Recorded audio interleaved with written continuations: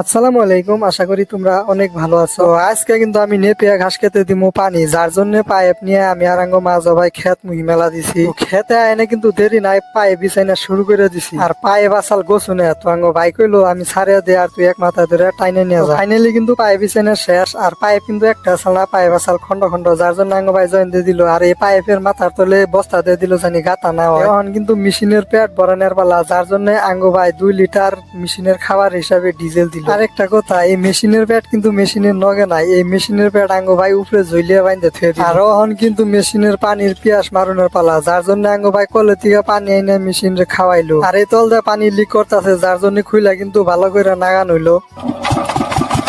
আঙ্গো ভাই করলো machine start, তারপরে কিন্তু মেশিনে ফট ফট করে পানি বাই করা শুরু করে দিল। আর আঙ্গো আম্মু কিন্তু গালে হাত দিয়ে হাসি মুখে ফিরে আমাদের সুন্দর করে বই রয়েছে। আর তোমরা দেখো এই যে আমাগো পাইপের অবস্থা, ও পানি দিয়ে গুলি বরাবর হইতেছে, পানি কিন্তু মজা দেখাতেছে।